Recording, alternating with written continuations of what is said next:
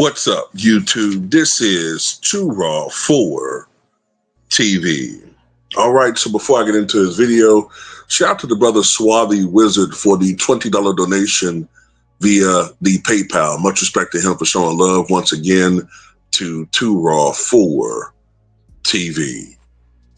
All right, so he had a question, and his question to me was,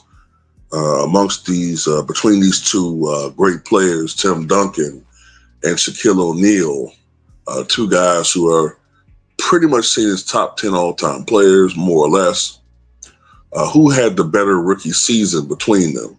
And they both had tremendous rookie seasons. Shaq is considered by many to be the most dominant player in the history of the NBA. I have him second most behind Wilt Chamberlain. Tim Duncan is considered by the majority of fans to be the greatest power forward the game has ever seen. And I tend to concur with that assessment.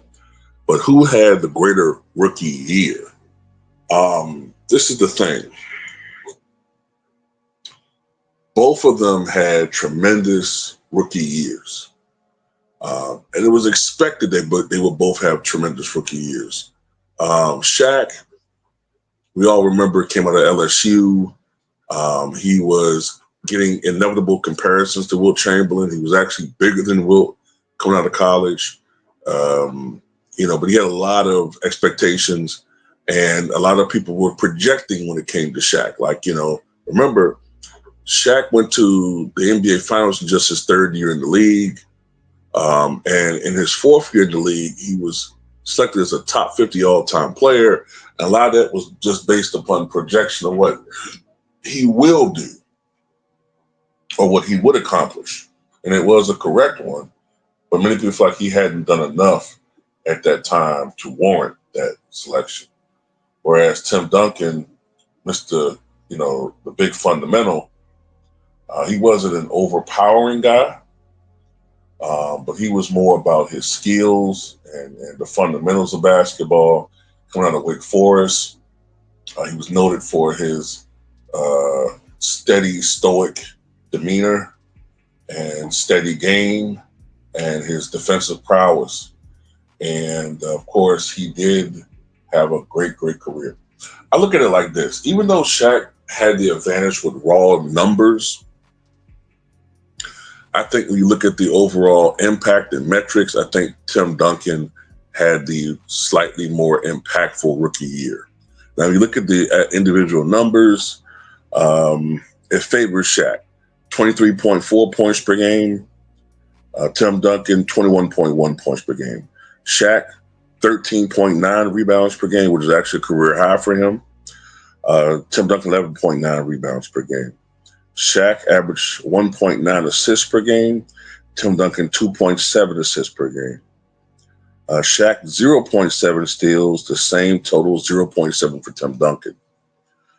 Blocks, Shaq averaged 3.5 blocks per game that year, a career high, which goes into my theory about how Shaq was just a more limber, athletic guy, springier, because he was thinner. And, he didn't have a lot of baggage on him and mileage on him as well. He was coming out of college, 296, 300 pounds. The younger Shaq had a physique that resembled more of a bigger David Robinson than the Shaq that we grew more accustomed to seeing from 2000 onward.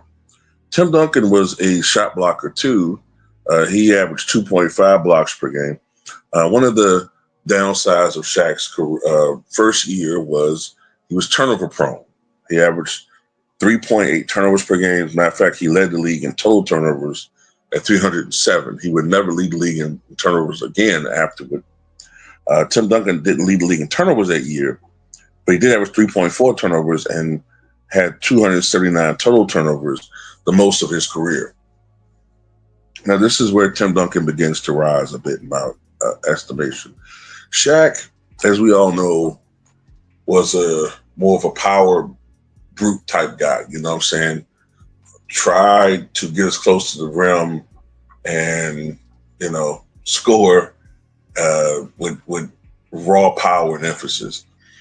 He shot 56.2% from the floor his rookie year, which was one of his lower shooting percentages of his career, and especially anything close to his prime. For his career, he was over 58% from the floor.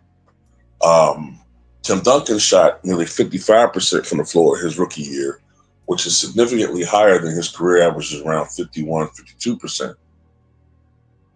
Shaq shot 59.2% from the line his rookie year, which is actually one of his higher shooting percentages for his career, but that's still relatively weak even for a big man.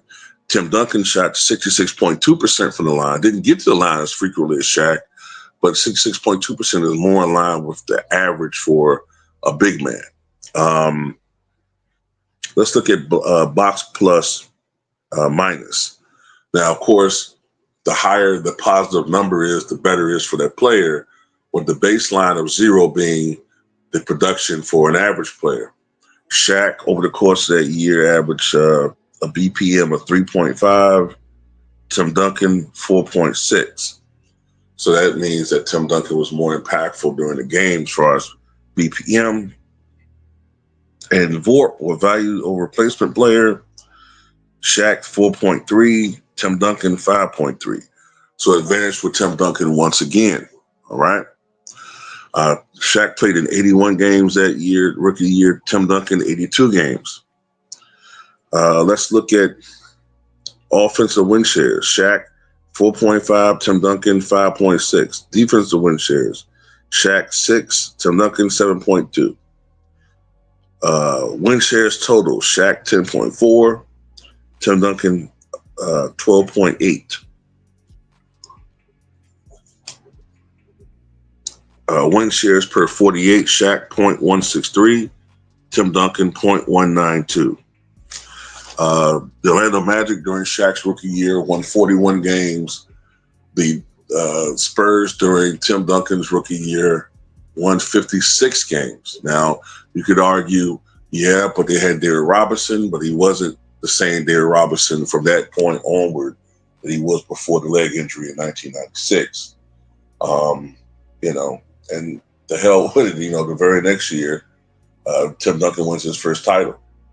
So he even beat Shaq in that aspect. It took 3 years for Shaq to make it to the NBA Finals. Duncan did it his second year and won it. What else do I want to talk about? Shaq was the first rookie since Michael Jordan, I think 9 years earlier, to be an all-star. So Shaq was rookie of the year and an all-star. But Tim Duncan was not only a rookie and an all-star, but he was also named to an all-NBA first team his rookie year.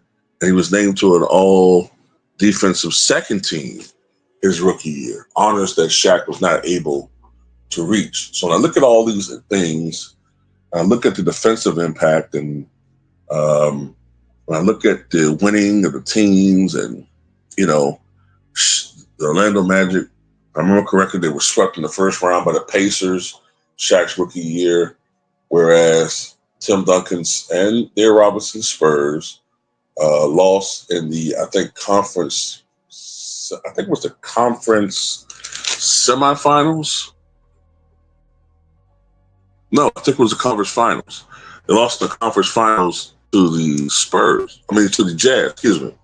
So they lost the conference finals, I think it is. I got to look at it again. I can't remember whether they lost in the conference finals or the conference semifinals.